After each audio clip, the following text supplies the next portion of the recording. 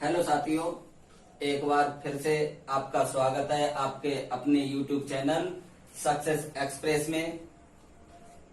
हमने आपके लिए प्रेजेंट इंडेफिनिट के बारे में बताया था। फिर से आपका रिवीजन कराते हुए आगे की बात करते हैं। हमने आपके लिए अफर्मेटिव में बताया था अफर्मेटिव वाक्य। अफर्मेटिव वाक्य में जो स्ट्रक्चर था वो था सब्जेक्ट, सब्जेक्ट के बाद में वर्ब की फर्स्ट फॉर्म या वर्ब की फर्स्ट फॉर्म में एस या ईएस, उसके बाद ऑब्जेक्ट, उसके बाद other word.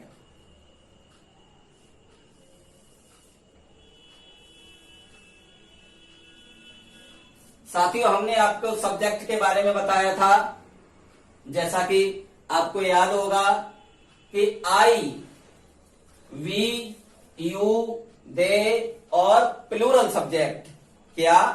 I, we, you, दे और प्लूरल सब्जेक्ट के साथ में वर्ब की फर्स्ट फॉर्म आती है।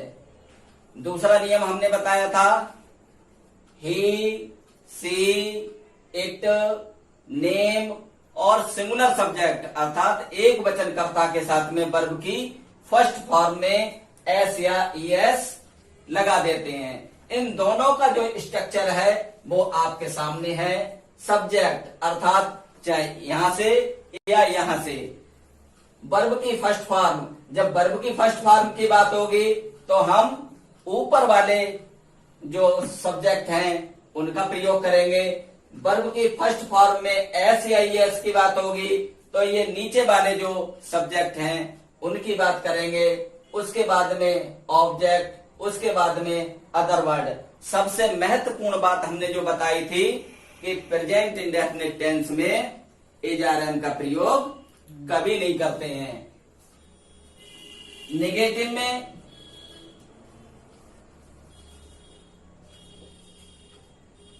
नेगेटिव वाक्यों में साथियों हमने बताया था कि सबसे पहले सब्जेक्ट, उसके बाद में सब्जेक्ट के अनुसार डू या डज,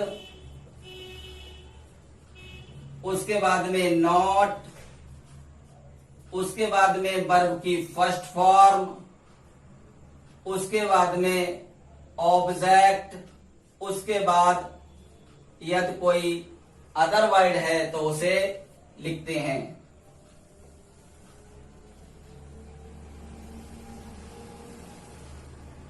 इस स्ट्रक्चर के अनुसार भी हमने बिल्कुल इसी को अपनाया था। आई, वी, यू, दे और प्लूरल सब्जेक्ट के बाद में हम डू नॉट लगाते हैं और वर्ब की फर्स्ट फॉर्म आती है। यहां भी ही, सी, इट, नेम और एक वचनकर्ताओं के साथ में डज नॉट और वर्ब की फर्स्ट फॉर्म आती है। इसके साथ साथ आपको एक नियम और बताया था, नेवर। कभी नहीं के लिए नेवर का प्रयोग करते हैं। जैसे उसमें क्या था, सब्जेक्ट डू नॉट और डज नॉट की जगह क्या आ जाता है, नेवर। नेवर, उसके बाद में वर्ब की फर्स्ट फॉर्म या वर्ब की फर्स्ट फॉर्म प्लस एस या ईएस, उसके बाद में ऑब्जेक्ट, उसके बाद में अदर वर्ड। अब यहां आपके समझ में नहीं आया कि आपने दोनों चीजें लिख दी, वर्ब की फर्स्ट फॉर्म और वर्ब की फर्स्ट फॉर्म में एस और ईएस। ऐसा क्यों लिखा? क्योंकि हमने इन दोनों नियमों को यहां पर मिक्स कर दिया। कंफ्यूज होने की जरूरत नहीं है, मैं अलग अलग आपके लिए बता देता हूं। यदि इनके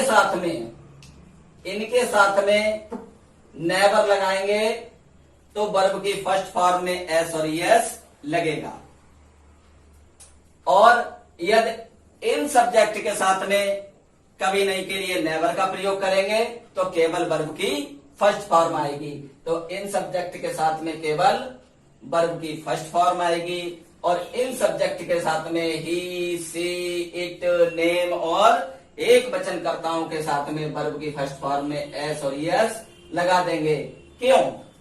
क्योंकि यहां पर ही, सी, इट, नेम और एक वचन के साथ में हम डज नॉट लगाते हैं।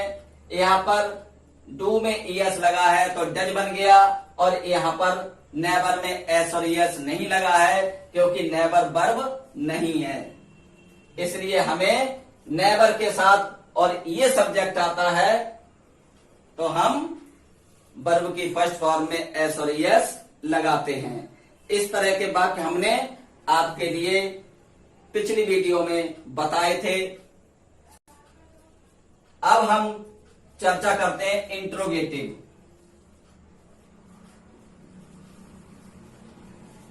Interrogative sentences.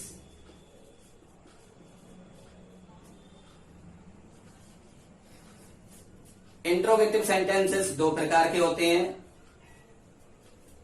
जैसा कि आप जानते हैं। जब वाक्य के शुरू में क्या हो, क्या का मतलब क्या शब्द हो।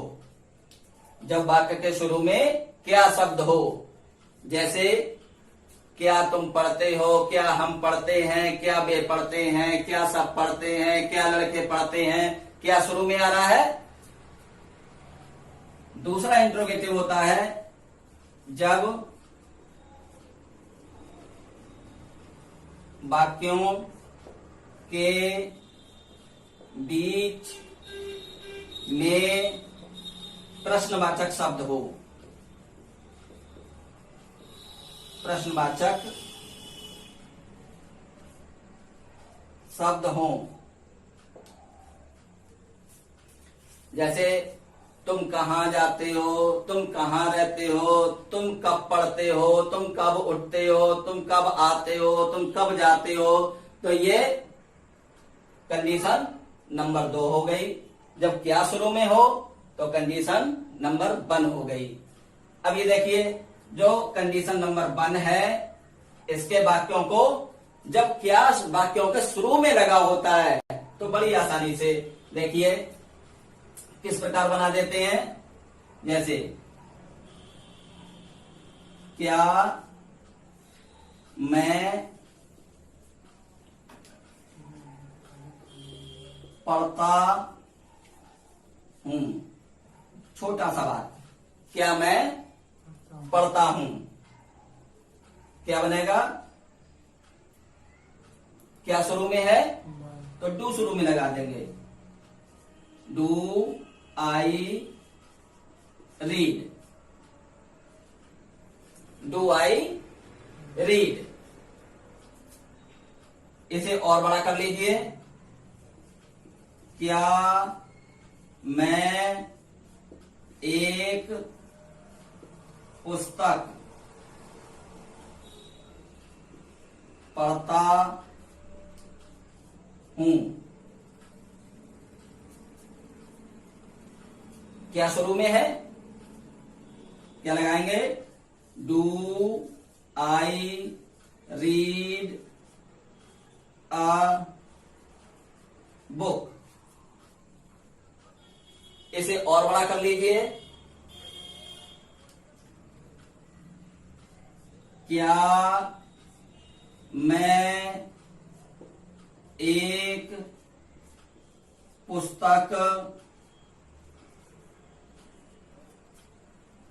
प्रतिदिन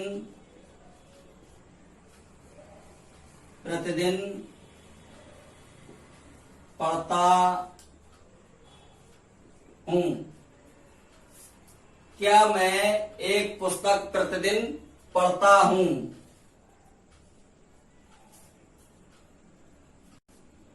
क्या मैं एक पुस्तक प्रतिदिन पढ़ता हूं? कैसे बनाएंगे? अब क्या शुरू में आ गया, क्या शुरू में आ गया? तो ये देखिए, इसे ऊपर बना लेते हैं, ये इसे इधर बना देते हैं। क्या शुरू में है? तो इसके लिए हम लगाएंगे डू, मैं की आई, पढ़ने की रीड, एक पुस्तक a book. Do I read a book? अब प्रतिदिन,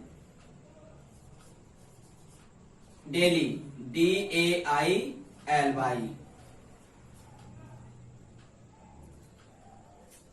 इतने से अब देखिए स्ट्रक्चर इसका बना लीजिए। इसी का हम स्ट्रक्चर बना लेते हैं। देखिए बेटा, डू शुरू में लग गया तो स्ट्रक्चर क्या बनेगा? सबसे पहले डू, आई क्या है हमारा? सब्जेक्ट। उसके बाद में वर्ब की फर्स्ट फॉर्म, आबुक क्या है? ऑब्जेक्ट।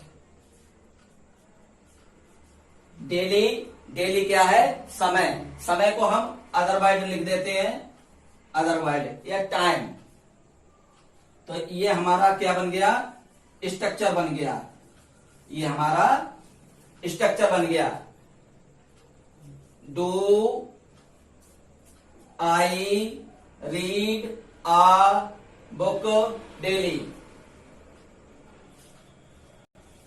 इसी प्रकार आगे की बात करते हैं।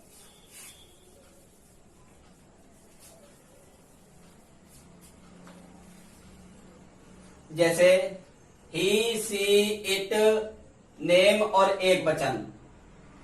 अगर ये वाला है, क्या मैं पढ़ता हूं? Do I read? क्या हम पढ़ते हैं? Do we read? क्या तुम पढ़ते हो? Do you read? क्या वे पढ़ते हैं? Do they read? क्या सब पढ़ते हैं? Do all read? क्या लड़के पढ़ते हैं? Do boys read? क्या लड़कियां पढ़ती हैं?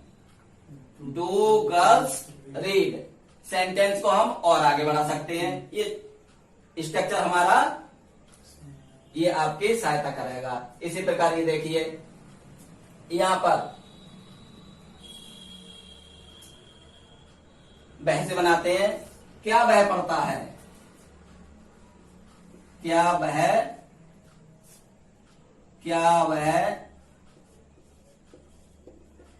पढ़ता है? क्या शुरू में है? फिर से वही। अब देखिए, हमने आपके लिए बताया था इनके साथ में अर्थात ही, सी, इट, नेम और एक वचन के साथ में क्या पहले लगा है वाक्य में, तो हम वहां पर डज लगा देंगे। Does he read? अब इसमें और आगे बढ़ा दीजिए। क्या वह एक पुस्तक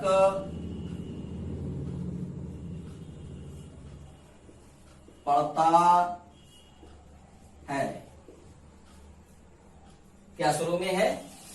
तो वह के साथ क्या आएगा? Does. Does he read a book? Does he read a book? अगर हम क्या वह एक पुस्तक पढ़ती है, अगर हम इसे कर दें, क्या वह एक पुस्तक पढ़ती है, तो क्या बनेगा? Does she? क्योंकि पढ़ती है लड़की, और लड़की के लिए शी का इस्तेमाल करते हैं। Does she read a book?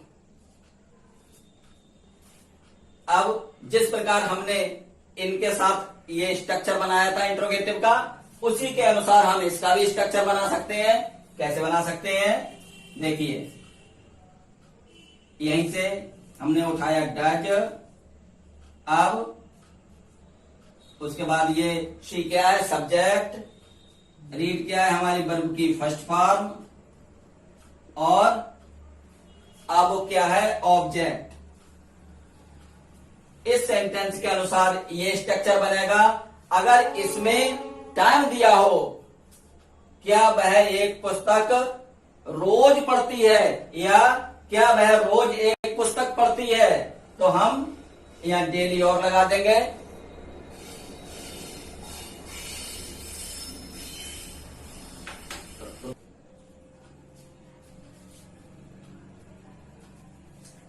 अब स्ट्रक्चर बनाने के लिए देखिए, क्या लता प्रतिदिन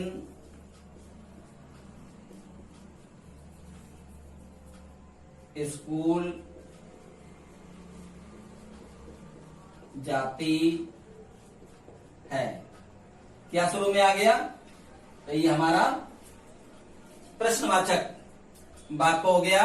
और क्या शुरू में लगाया है, हमने आपके लिए बताया कि वाक्यों के शुरू में क्या लगा हो, तो सब्जेक्ट के अनुसार अगर हमारा सब्जेक्ट ये है तो इनसे पहले हम डू लगा देंगे। अगर हमारे सब्जेक्ट ये है ही, सी, इट, नेम और एक वचन में से हैं, तो इनसे पहले हम डज लगा देंगे। ये बात हमेशा आपको रखनी है। कब याद रखनी है, जब क्या शुरू में दिया हो। तो ये देखिए बेटा कैसे बनाएंगे, क्या शुरू में दिया है और लता एक वचन है, लता एक वचन है, तो ये वाला नियम हमारा लागू होगा, डज। डज लता स्कूल जाने क्या होती है, गो टू स्कूल प्रतिदिन, एवरीडे या डेली,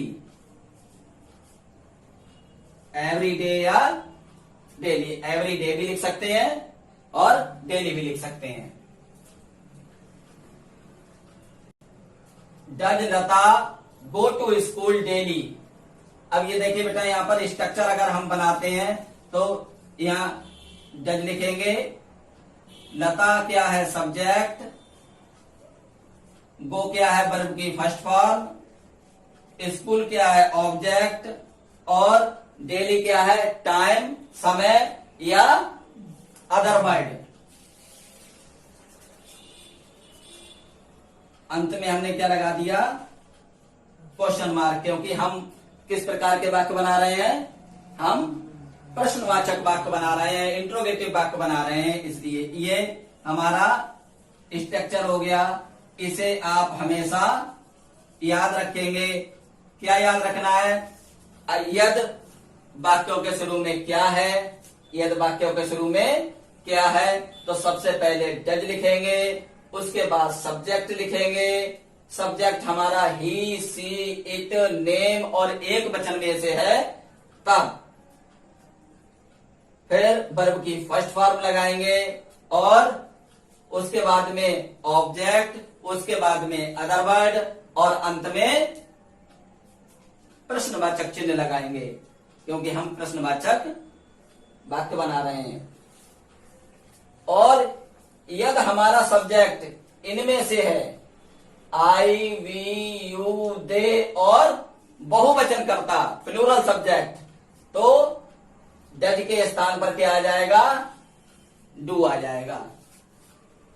इंट्रोगेटिव सेंटेंस में जो दूसरी टाइप के थे, सेकंड टाइप,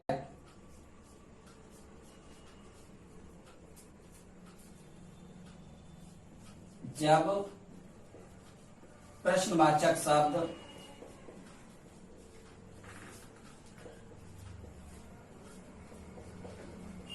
वाक्यों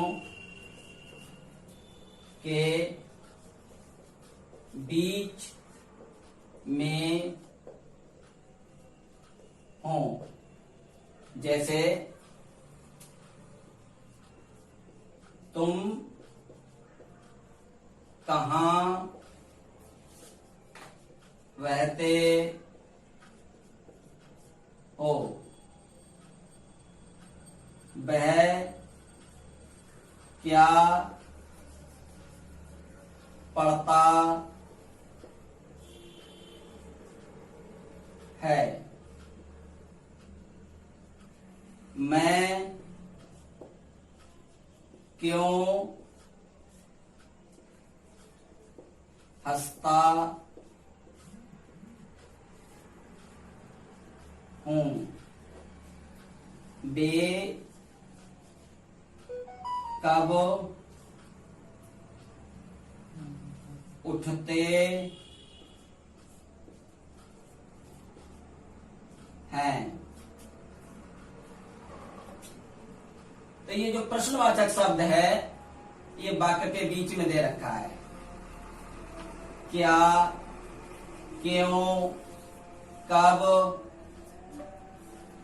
देखिए अब इसे बनाते समय क्या करेंगे, इसका स्ट्रक्चर, सबसे पहले इन प्रश्नवाचक शब्दों की अंग्रेजी W फॉर प्रश्नवाचक शब्द, उसके बाद में डू या डज, उसके बाद में सब्जेक्ट, उसके बाद में वर्ब की फर्स्ट फॉर्म, उसके बाद में ऑब्जेक्ट, उसके बाद में यदि अदर वर्ड है तब, लास्ट में क्वेश्चन मार्क। ये हमारा स्ट्रक्चर बन गया।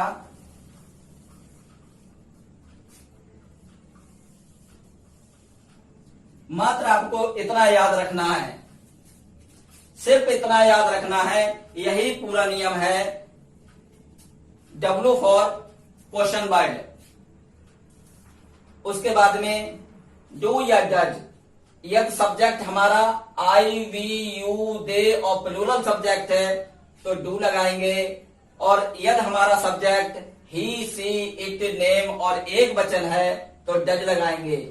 उसके बाद सब्जेक्ट, उसके बाद में वर्ब की फर्स्ट फॉर्म, उसके बाद ऑब्जेक्ट, उसके बाद में अदर वर्ड, लास्ट में क्वेश्चन मार्क लगाते हैं।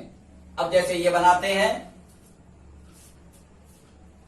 तुम कहां रहते हो, सबसे पहले W, W का मतलब प्रश्नवाचक शब्द, प्रश्नवाचक शब्द हमारा कहां, वेयर, वेयर। अब यू, यू के साथ हम क्या लगाते हैं, डू, वेयर डू, यू रहने की क्या होती है, लिव। आगे कुछ नहीं है, लास्ट में हम क्वेश्चन मार्क लगा देंगे।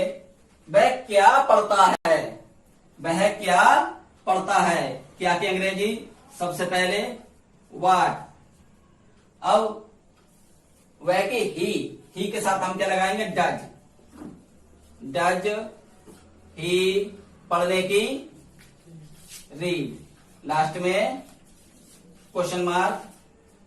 मैं क्यों हंसता हूं, क्यों की अंग्रेजी वाई, आई के साथ क्या लगेगा, डू आई, हंसने की, laugh, why do I laugh. वे कब उठते हैं, कब की अंग्रेजी होती है वैन, वैन वे कब उठते हैं, बे के साथ, दे के साथ क्या लगाते हैं हम, डू, डू, दे उठने की होती है अवाक या get up, get up, when do they get up। इस प्रकार हम इंट्रोगेटिव सेंटेंस जो सेकंड टाइप के हैं, जिनके वाक्यों के बीच में प्रश्नवाचक शब्द होता है, उन्हें इस प्रकार हम बनाते हैं। अब लास्ट में इंट्रोगेटिव नेगेटिव वाक्य आता है, लास्ट में इंट्रोगेटिव नेगेटिव।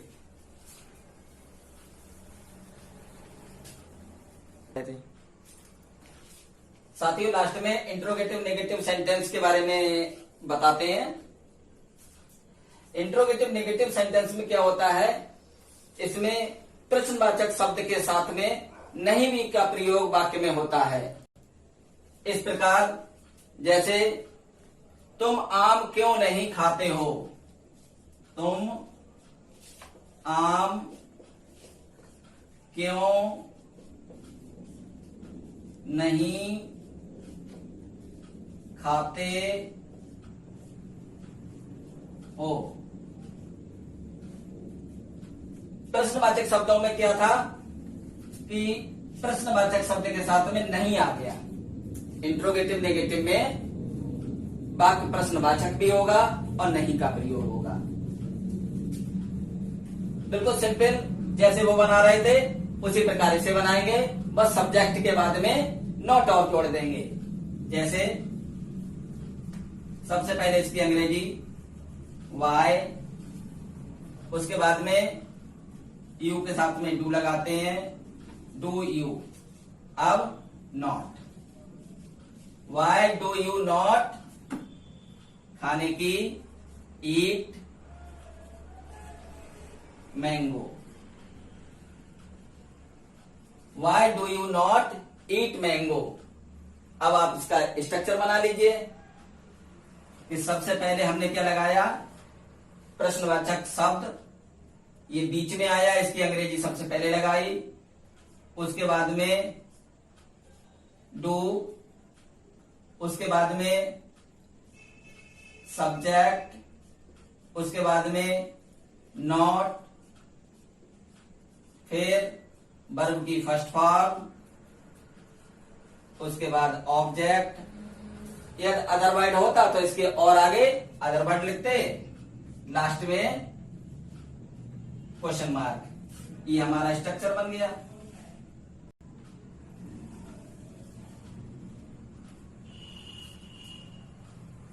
अब वाक्य होता क्या, शुरू में होता क्या लता गाना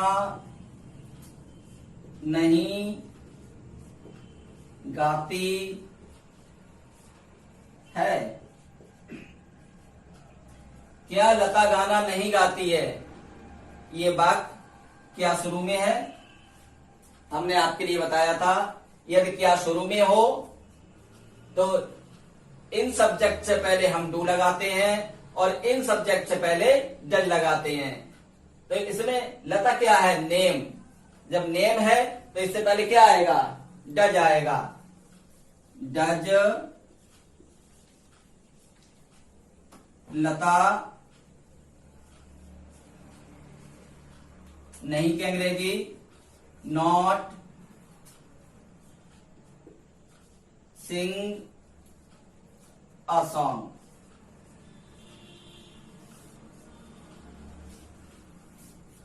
does Lata not sing a song. इससे आप स्ट्रक्चर बना लीजिए।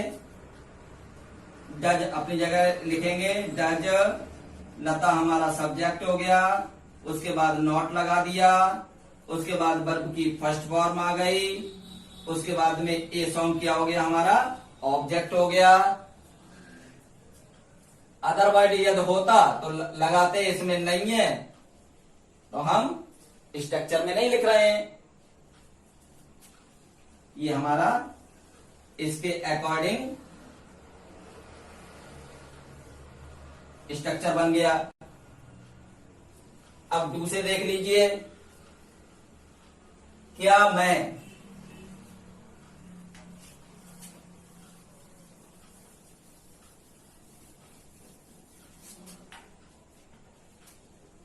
क्या मैं तुम्हें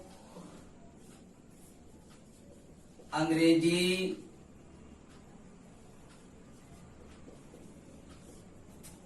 नहीं पढ़ाता हूं। थोड़ा बड़ा वाक्य हो गया, नो प्रॉब्लम। क्या शुरू में आ गया, क्या शुरू में आ गया, ये वाली कंडीशन हो गई। आई, आई से पहले हम क्या लगाएंगे बेटा, डू, डू आई, फिर आई के सब्जेक्ट के बाद में नॉट लगा देंगे, डू आई नॉट। पढ़ाने की क्या होती है, teach, do I not teach तुम्हें, you, do I not teach you English.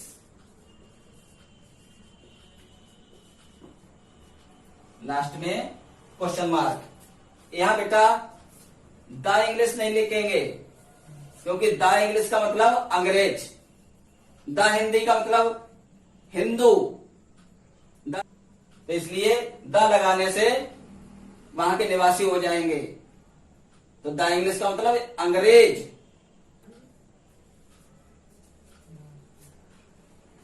Do I not teach you English. अब इसी को देखिए, हम प्रश्नवाचक शब्द इसी सेंटेंस के बीच में, मैं तुम्हें हिंदी क्यों नहीं पढ़ाता हूं।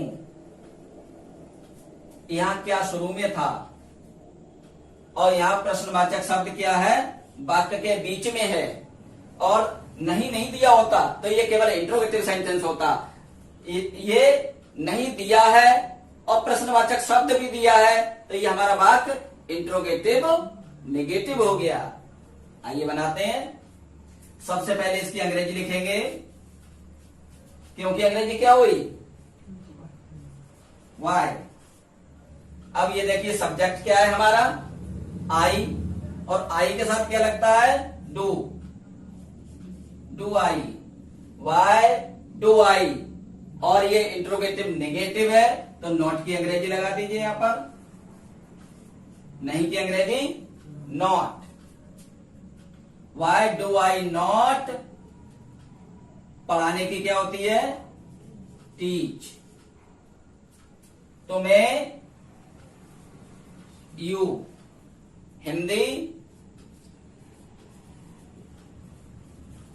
Hindi. Y do I not teach you Hindi. Structure बना दीजिए इसका। सबसे पहले हमने क्या लगाया, क्वेश्चन वर्ड लगाया, उसके बाद सब्जेक्ट का अकॉर्डिंग डू या डेल लगाते हैं, तो यहां पर डू आ गया, उसके बाद सब्जेक्ट, उसके बाद में नॉट, उसके बाद में वर्ब की फर्स्ट फॉर्म, ये हमारा ऑब्जेक्ट, और ये भी हमारा, हिंदी भी हमारा ऑब्जेक्ट है। यहां पर ऑब्जेक्ट नंबर 1 और ऑब्जेक्ट नंबर 2, एक हमारा डायरेक्ट ऑब्जेक्ट है और एक हमारा इनडायरेक्ट ऑब्जेक्ट है।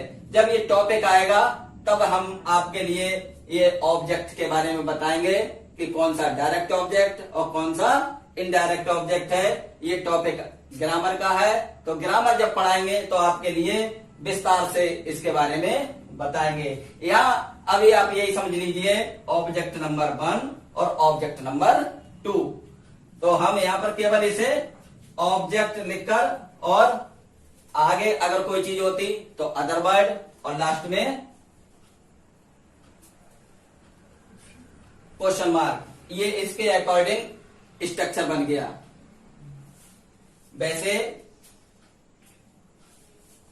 सबसे पहले प्रश्नवाचक शब्द की अंग्रेजी, उसके बाद में डू या डज, उसके बाद में सब्जेक्ट, उसके बाद में नॉट, और फिर वर्ब की फर्स्ट फॉर्म, उसके बाद में ऑब्जेक्ट।